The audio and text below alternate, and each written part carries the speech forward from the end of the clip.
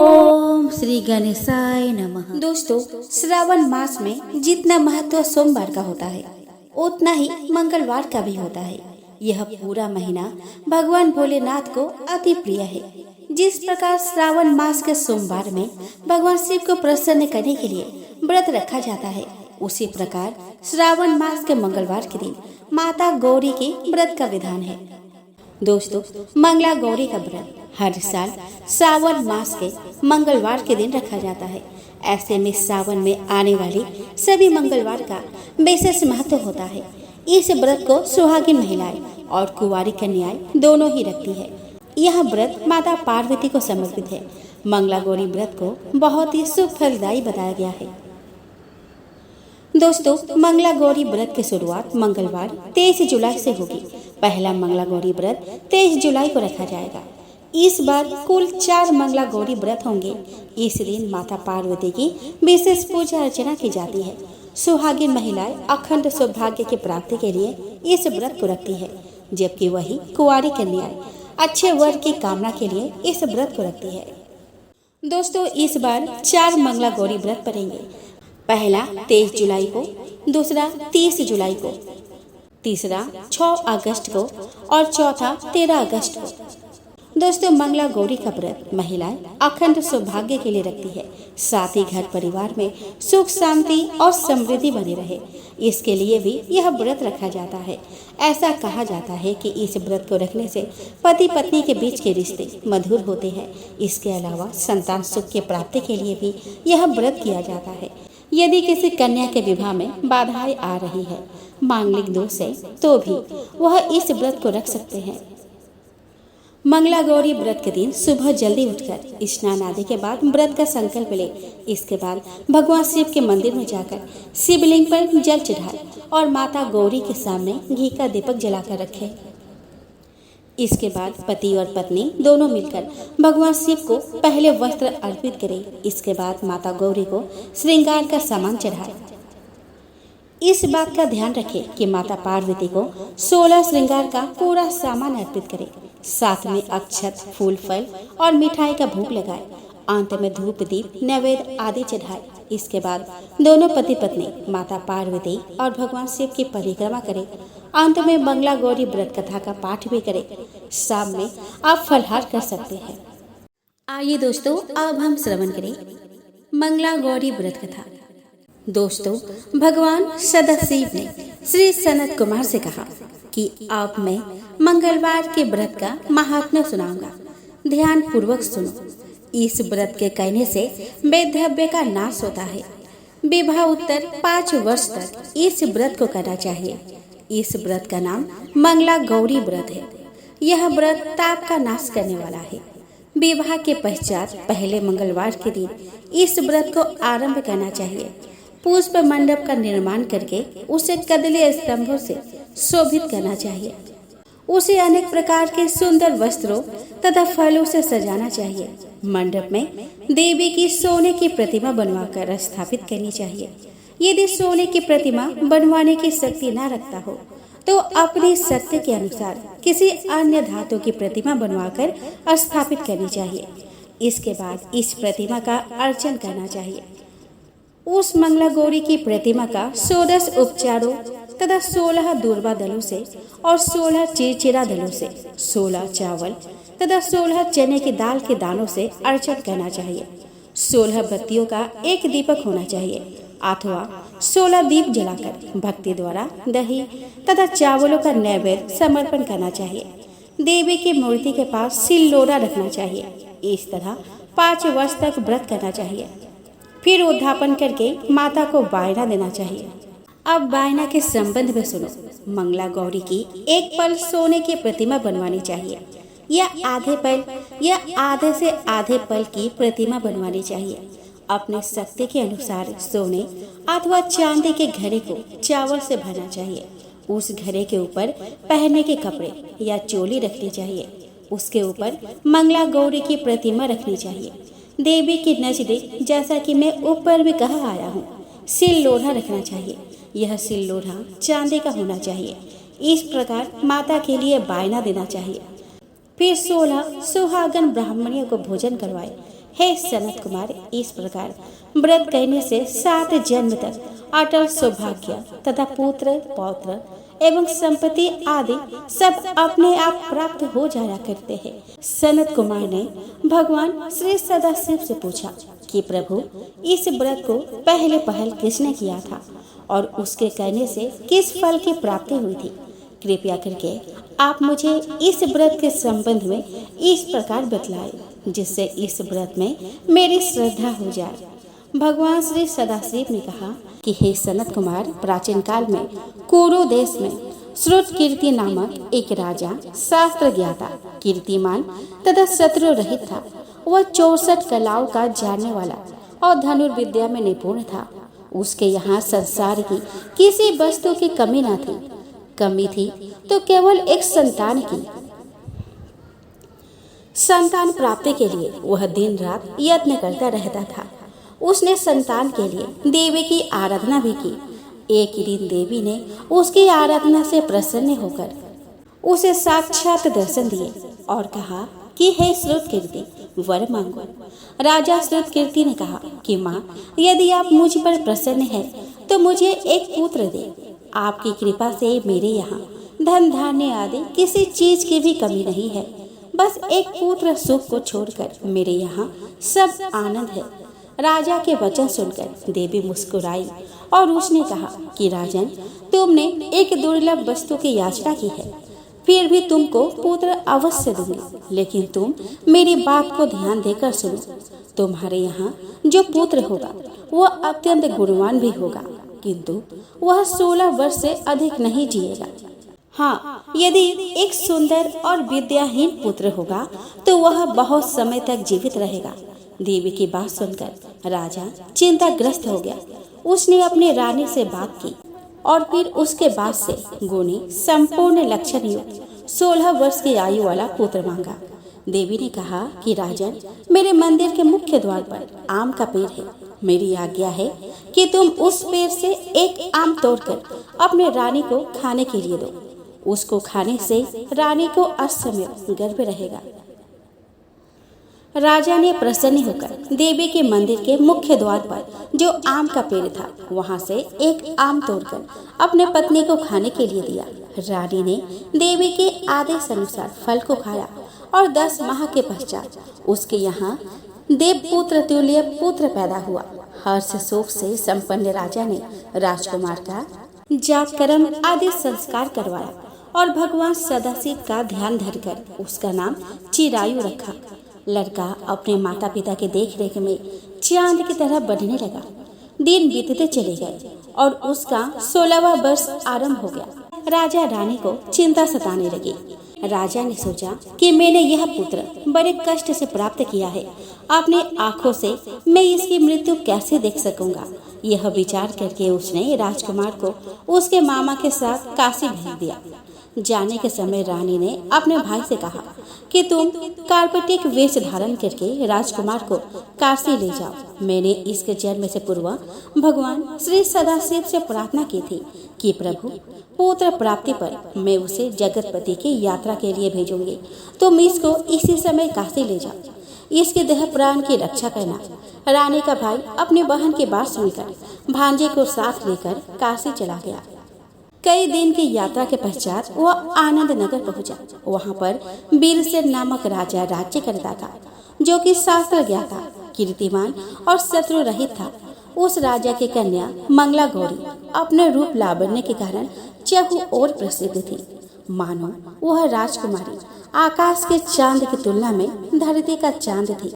जिस समय राजकुमार चिरायु तथा उसका मामा आनंद नगर में शहर से बाहर के शाही बगीचे में पहुंचे, उस समय राजकुमारी मंगला गौरी अपनी सखी सहेलियों के साथ खेल रही थी। राजकुमार चिरायु तथा उसका मामा खेलती हुई लड़कियों को देखने लगी। खेलती हुई लड़कियों में से एक ने क्रोध में भरकर राजकुमार को रंडा कहा। उस बालिका को क्रोधित और दुर्वचन कहते देखकर राजकुमारी ने उस बालिका से कहा कि हे सखी, तुम दुर्वचन क्यों कहती हो? मेरे संग अयोग्य वाणी बोलने वाली कोई भी स्त्री नहीं है। देखो, मंगला गौरी के प्रसाद एवं मंगला गौरी व्रत के प्रभाव से मेरे हाथ से जिसके माथे पर चावल गिर जाए, उसके साथ मेरा विवाह हो जाने पर यदि वह थोड़ी आयु वाला है तो वह चिरायु हो जाएगा। इसके बाद सब बालिकाएं अपने अपने घर को लौट गई। उस दिन राजकुमारी का विवाह बाल्हिक देश के धृतधर्मा राजा के पुत्र सुकेतु नाम वाले राजकुमार से होने वाला था, लेकिन सुकेतु मूर्ख, कुरूप तथा बहरा था। वर पक्ष वाले उसके बजाय विवाह मंडप में अन्य अच्छा वर ले जाने की इच्छा प्रकट कर चुके थे। विवाह के पश्चात सुकेतु के बजाय प्रस्तुत वर को भगा दिया जाएगा और सुकेतु बाल्हिक देश को अपने पत्नी लेकर लौट जाएगा। ऐसा विचार करके वर पक्ष के कुछ आदमी चिरायु के पास जाकर उसके मामा से कहने लगे कि यह बालक तुम हमें दे दो, इसके द्वारा हमारा कार्य सिद्ध होने वाला है। इस भूमि पर परोपकार जैसा अन्य कोई धर्म नहीं है। उन लोगों की बात सुनकर चिरायु का मामा प्रसन्न हो गया, क्योंकि वह बगीचे में मंगला गौरी की बात सुन चुका था। उसने वर पक्ष वालों से कहा कि आप लोग इस लड़के को क्यों चाहते हैं? विवाह के लिए वस्त्र गहने आदि तो मांगे जा सकते हैं, लेकिन कोई वर थोड़े ही मांगा जाता है। फिर भी मैं आपकी बात रखता हूँ, लड़का आपको दे रहा हूँ। वर पक्ष जन राजकुमार चिरायु को विवाह मंडप में ले गए और विवाह कार्य सिद्ध हो गया। जब सप्तपदी आदि कार्य होने के बाद रात में राजकुमार मंगला गौरी के साथ सोया, तभी उसका 16वां वर्ष समाप्त हो रहा था।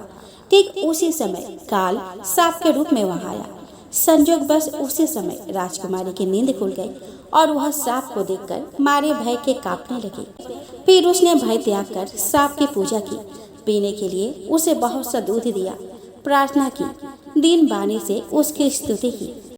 मंगला गौरी ने कहा कि मैं उत्तम व्रत करूंगी, मेरे पतिदेव जीवित हो जाए और चिरंजीवी हो। देखते ही देखते सांप कमंडल में प्रवेश कर गया। अपने कूच की चोली से राजकुमारी ने कमंडल का मुख बांध दिया। उस समय राजकुमार अपने शरीर के अंगों को ऐंठते हुए जाकर उठ बैठ गया। उसने राजकुमारी से कहा कि मुझे बहुत भूख लगी है। राजकुमारी ने माता के समीप जाकर लड्डू आदि लाकर राजकुमार को खाने के लिए दिए। राजकुमार ने प्रसन्न होकर भोजन किया। हाथ धोते समय उसके हाथ से अंगूठी गिर गई। वह पान खाकर दोबारा सो गया। उसके सोने के बाद राजकुमारी कमंडल को बाहर फेंकने के लिए गई, लेकिन विधि के विधान से बाहर जाते समय चमकते हुए हार की चमक देखकर वह चकित रह गई। उसने उस घट में स्थित हार को अपने गले में पहन लिया। थोड़ी रात बाकी रहने पर चिरायु का मामा आकर उसे ले गया। चिरायु के जाने के बाद वर पक्षजन सुकेतु को वहां ले आए। मंगला गौरी ने जब सुकेतु को देखा तो कहा कि यह मेरा पति नहीं है। इस पर वर पक्षजनों ने राजकुमारी से कहा कि हे देवी, यह तुम क्या कह रही हो? यदि कोई पहचान हो तो कहो। मंगला गौरी ने कहा कि रात को मेरे पति ने जो मुझे जरायु हार दिया है, उस हार के रत्नों की सुंदरता यह बतलाई। यह कोई अन्य ही है। रात्रि में आम्र सेचन के समय मेरे पति का केसर युक्त पर मेरे जांघ में लगा हुआ है। सब लोग उसे देखो।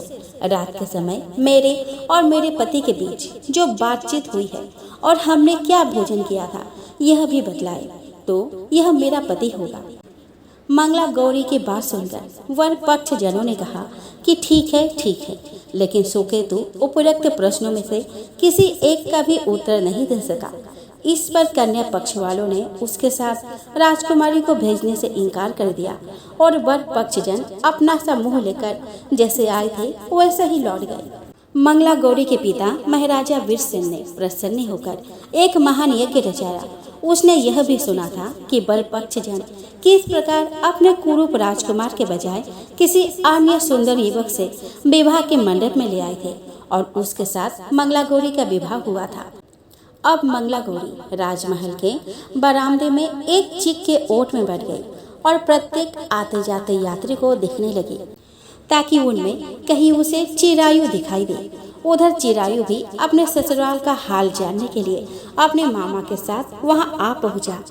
ज्यों ही वह चिक के सामने से गुजरा, मंगला गौरी ने उसे देखकर कहा कि पिताजी मेरे पति आ गए हैं। राजा ने तुरंत ही मामा भांजे को राजभवन के भीतर बुलवा भेजा। मंगला गौरी की बतलाई हुई सब निशानियां चिरायु में मौजूद थी। राजा ने वस्त्राभरण, अश्व, गज, रथ तथा अन्य बहुत से चीजों के साथ मंगला गौरी को चिरायु के साथ कर दी। उसके बाद चिरायु राजा बीरसेन से विदा लेकर अपनी पत्नी एवं मामा के साथ कुलनंदन सेना सहित अपने नगर को गया। जब उसके माता पिता ने लोगों के मुख से उसके वापसी के संबंध में सुना तो उन्हें इस बात का विश्वास नहीं हुआ। वह सोचने लगे कि भाग्य के विपरीत कैसे हो सकता है। वह अभी यह सोच ही रहे थे कि राजकुमार चिरायु ने माता और पिता के चरणों में प्रणाम किया। माता ने उसका सिर सूंघा और उसके आनंद का कोई वारा पार न रहा। फिर उसने पुत्र वधू को अपने गोदी में बिठाकर उससे सारा हालचाल पूछा। भगवान शंकर बोले कि हे महामुनि, मंगला गौरी ने उसको व्रत महात्म्य और पिछला समस्त घटनाक्रम बतलाया। हे सनत कुमार, मंगला गौरी के कारण ही तभी से यह व्रत मंगला गौरी के नाम से प्रसिद्ध हुआ। इसे जो कोई भी सुनेगा अथवा इसका कीर्तन करेगा उसके सभी मनोरथ सिद्ध हो जाएंगे, इसमें संशय नहीं है।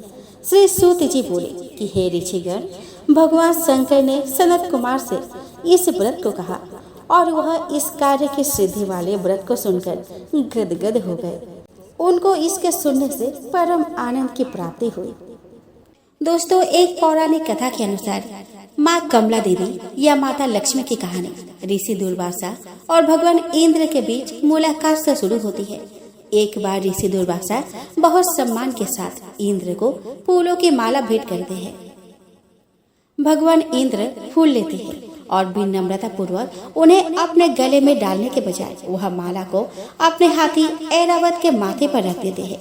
हाथी माला लेकर पृथ्वी पर फेंक देता है। दुर्वासा अपने उपहार के इस अपमानजनक व्यवहार पर क्रोधित हो जाते हैं और दुर्वासा ने भगवान इंद्र को श्राप देते हुए कहते हैं कि जिस तरह उन्होंने अपने अत्यधिक अभिमान में माला को जमीन पर फेंककर बर्बाद कर दिया, उसी तरह उनका राज्य भी बर्बाद हो जाएगा। दुर्वासा ऋषि चले जाते हैं और इंद्र अपने घर लौट आते हैं। दुर्वासा के श्राप के बाद इंद्र की नगरी में परिवर्तन होने लगते हैं। देवता और लोग अपनी शक्ति और ऊर्जा खो देते हैं। सभी वनस्पति, उत्पाद और पौधे मरने लगते हैं। मनुष्य दान करना बंद कर देते हैं। मन भ्रष्ट हो जाता है और सभी की इच्छाएं बेकाबू हो जाती है। उस समय देवताओं और दैत्यों ने अमृतों के लिए समुद्र मंथन का आग्रह किया। तब देवताओं और राक्षसों द्वारा आदिम दूधिया सागर की हलचल से माता लक्ष्मी का जन्म हुआ था। इस प्रक्रिया के दौरान समुद्र से 14 रत्न निकले, जिनमें से माता लक्ष्मी या माँ कमला देवी प्रमुख थी। दोस्तों, एक समय ऋषि भृंगी भक्तजनों को दर्शन दे रहे थे। अचानक भीड़ से एक स्त्री निकल कर आई और करबद्ध होकर ऋषि श्रृंग से बोली कि मेरे पति दुर्व्यसनों से सदा घिरे रहते हैं, जिस कारण मैं कोई पूजा पाठ नहीं कर पाती, धर्म और व्यक्ति से जुड़े पवित्र कार्यों का संपादन भी नहीं कर पाती। यहाँ तक कि ऋषियों को उनके हिस्से का भी अन्न भी समर्पित नहीं कर पाती।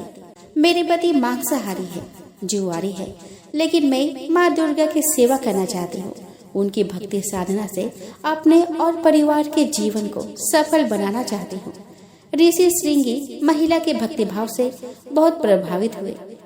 ऋषि ने उस स्त्री को आदर पूर्वक उपाय बताते हुए कहा, वासंतिक और शारदीय नवरात्रों से तो आम जनमानस परिचित है, लेकिन इसके अतिरिक्त 2 नवरात्रि और भी होते हैं, जिन्हें गुप्त नवरात्रि कहा जाता है। उन्होंने कहा कि प्रकट नवरात्रों में 9 देवियों की उपासना होती है और गुप्त नवरात्रों में 10 महाविद्याओं की साधना की जाती है। इन नवरात्रों के प्रमुख देवी स्वरूप का नाम सर्वेश्वकारिणी देवी है। यदि इन गुप्त नवरात्रि में कोई भी भक्त माता दुर्गा की पूजा साधना करता है तो माँ उसके जीवन को सफल कर देती है। ऋषि भृंगी ने आगे कहा कि लोभी, कामी, व्यसनी, मांसाहारी तथा पूजा पाठ न कर सकने वाला भी यदि गुप्त नवरात्रों में माता की पूजा करता है तो उसे जीवन में कुछ और करने की आवश्यकता नहीं रहती है।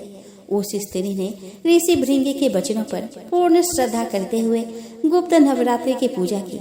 माँ उस पर प्रसन्न हुई और उस स्त्री के जीवन में परिवर्तन आने लगा। उसके घर में सुख शांति आ गई। पति जो गलत रास्ते पर था सही मार्ग पर आ गया। गुप्त नवरात्रि की माता की आराधना करने से उनका जीवन पुनः खिल उठा। दोस्तों, दक्ष प्रजापति के सभी पुत्रियां गुणवती थी, फिर भी दक्ष के मन में संतोष नहीं था। वे चाहते थे कि उनके घर में एक ऐसी पुत्री का जन्म हो जो सर्वशक्ति संपन्न हो एवं सर्व विजयिनी हो।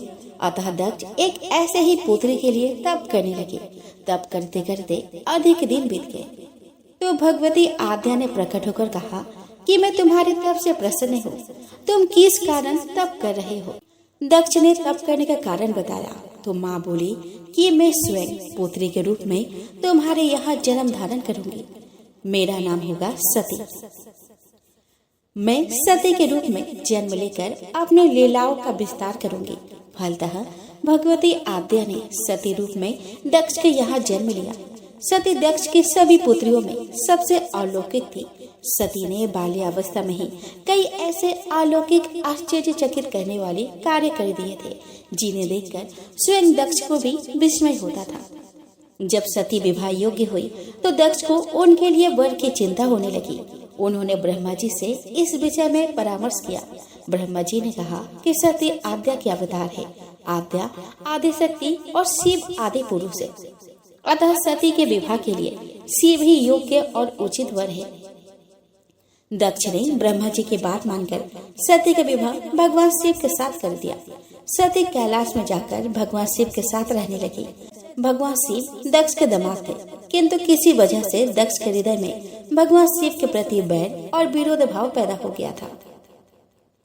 एक बार देवलोक में ब्रह्मा ने धर्म के निरूपण के लिए एक सभा का आयोजन किया था। सभी बड़े बड़े देवता सभा में एकत्र हुए। भगवान शिव भी इस सभा में बैठे। सभा मंडल में दक्ष का आगमन हुआ।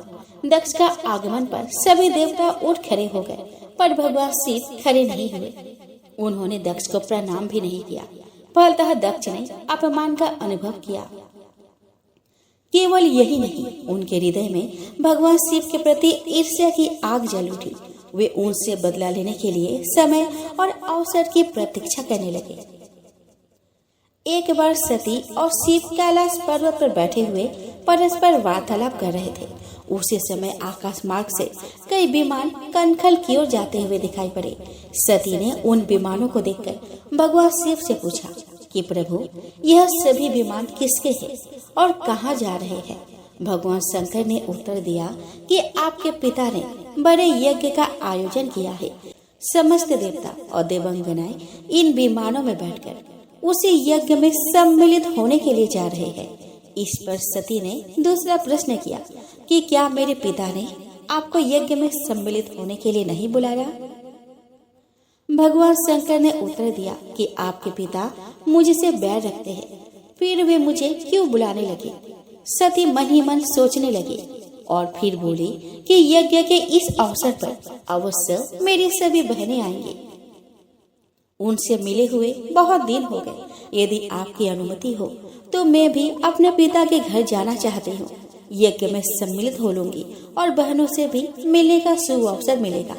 भगवान शिव ने उत्तर दिया कि इस समय वहाँ जाना उचित नहीं होगा। आपके पिता मुझसे बैर रखते हैं। हो सकता है वे आपका भी अपमान करें। बिना बुलाए किसी के घर जाना उचित नहीं होता। भगवान शिव ने उत्तर दिया कि विवाहित लड़की को बिना बुलाए पिता के घर नहीं जाना चाहिए, क्योंकि विवाह हो जाने पर लड़की अपने पति की ही हो जाती है। पिता के घर से उसका संबंध टूट जाता है। लेकिन सती पिहर जाने के लिए हट करती है। अपनी बात बार बार दोहराती रही। उनकी इच्छा देखकर भगवान शिव ने पिहर जाने की अनुमति दे दी।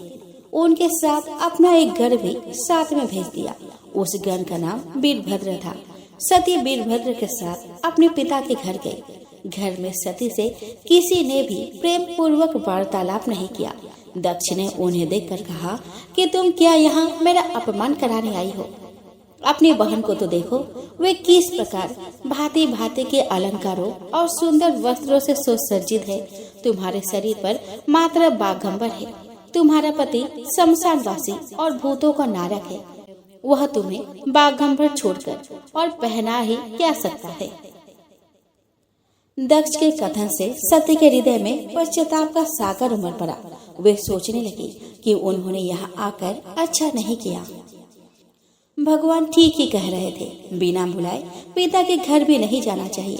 पर अब क्या हो सकता है, अब तो आ ही गई हूँ। पिता के कटु और अपमानजनक शब्द सुनकर भी सती मौन रही। वे उस यज्ञ मंडल में गई जहाँ सभी देवता और ऋषि मुनि बैठे थे तथा यज्ञ कुंड में धू धू करती जलती हुई अग्नि में आहुति डाली जा रही थी। सती ने यज्ञ मंडप में सभी देवताओं को तो भाग देखे, किंतु भगवान शिव का भाग नहीं देखा। वे भगवान शिव का भाग न देखकर अपने पिता से बोली कि पितृश्रेष्ठ, यज्ञ में तो सबके भाग दिखाई पड़ रहे हैं, किंतु कैलाशपति का भाग नहीं है। आपने उनका भाग क्यों नहीं रखा? दक्ष ने गर्व से उत्तर दिया कि मैं तुम्हारे पति शिव को देवता नहीं समझता। वह तो भूतों का स्वामी, नग्न रहने वाला और हड्डियों की माला धारण करने वाला है। वह देवताओं की पंक्ति में बैठने योग्य नहीं है। उसे कौन भाग देगा? सती के नेत्र लाल हो उठे। उनका मुखमंडल प्रलय के सूर्य की भांति तेजोदीप्त हो उठा। उन्होंने पीड़ा से तिल मिलाते हुए कहा कि ओह, मैं इन शब्दों को कैसे सुन रही हूँ। मुझे धिक्कार है। देवताओं, तुम्हें भी धिक्कार है। तुम भी उन कैलाशपति के लिए इन शब्दों को कैसे सुन रहे हो जो मंगल के प्रतीक है और जो क्षण मात्र में संपूर्ण सृष्टि को नष्ट करने की शक्ति रखते हैं। वे मेरे स्वामी हैं। नारी के लिए उसका पति ही स्वर्ग होता है। जो नारी अपने पति के लिए अपमानजनक शब्द को सुनती है, उसे नरक में जाना पड़ता है। पृथ्वी सुनो, आकाश सुनो और देवताओं तुम भी सुनो। मेरे पिता ने मेरे स्वामी का अपमान किया है। मैं अब एक क्षण भी जीवित रहना नहीं चाहती।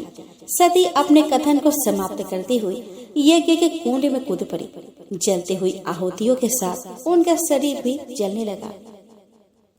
यज्ञ मंडप में खलबली पैदा हो गई। हाहाकार मच गया। देवता उठ खड़े हुए।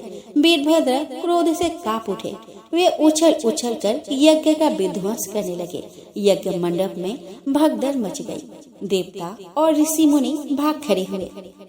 वीरभद्र ने देखते ही देखते दक्ष का मस्तक काट कर फेंक दिया। समाचार भगवान शिव के कानों में भी पड़ा। वे प्रचंड आंधी की भांति कनखल जा पहुँचे। सती के जले हुए शरीर को देखकर भगवान शिव ने अपने आप को भूल गए। सती के प्रेम और उनकी भक्ति ने शंकर के मन को व्याकुल कर दिया। उन शंकर के मन को व्याकुल कर दिया जिन्होंने काम पर भी विजय प्राप्त की थी और जो सारी सृष्टि को नष्ट करने की क्षमता रखते थे। वे सती के प्रेम में खो गए और बेसुध हो गए। भगवान शिव ने उन्मत्त के भांति सती के जले हुए शरीर को कंधे पर रख लिया। वे सभी दिशाओं में भ्रमण करने लगे। शिव और सती के इस अलौकिक प्रेम को देखकर पृथ्वी रुक गई, हवा रुक गई, जल का प्रवाह ठहर गया और रुक गई देवताओं की सांसें। सृष्टि व्याकुल हो उठी। सृष्टि के प्राणी पुकारने लगे, त्राहि माम त्राहि माम। भयानक संकट उपस्थित देखकर सृष्टि के पालक भगवान विष्णु आगे बढ़े। वे भगवान शिव की बेसुधी में अपने चक्र से सती के एक एक अंग को काट काट कर गिराने लगे। धरती पर 51 स्थानों में सती के अंग कट कट कर गिरे। जब सती के सारे अंग कट कर गिर गए तो भगवान शिव पुनः अपने आप में आए। जब वे अपने आप में आए तो पुनः सृष्टि के सारे कार्य चलने लगे। धरती पर जिन 51 स्थानों में सती के अंग कट कट कर गिरे थे, वे ही स्थान आज शक्तिपीठ माने जाते हैं। आज भी उन स्थानों में सती का पूजन होता है, उपासना होती है। धन्य था शिव और सती का प्रेम। शिव और सती के प्रेम ने उन्हें अमर और वंदनीय बना दिया। माँ मंगला गौरी की आरती। ओम जय मंगला गौरी, ओम जय मंगला गौरी। ब्रह्म सनातन देवी, ब्रह्म सनातन देवी, शुभ फल का दाता। ओम जय मंगला गौरी अरिकुल पद्म विनाशिनी जय सेवक त्राता। ओ मैया जय सेवक त्राता। जग जीवन जगदम्बा हरिहर गुण गाता। ओम जय मंगला गौरी। सिंह को वाहन साजे कुंडल है साथा। ओ मैया कुंडल है साथा। देव बधू जहाँ गावत नृत्य करता था। ओम जय मंगला गौरी। सतयुग शील सुसुंदर नाम सटी कहलाता। ओ मैया नाम सटी कहलाता। हेमांचल घर जन्मे सखियन रंग राता। ओम जय मंगला गौरी। शुंभ निशुंभ बिदारे हेमांचल स्याता। ओ मैया हेमांचल स्याता। सहस भुजा तनु धरि के चक्र लियो हाता। ओम जय मंगला गौरी।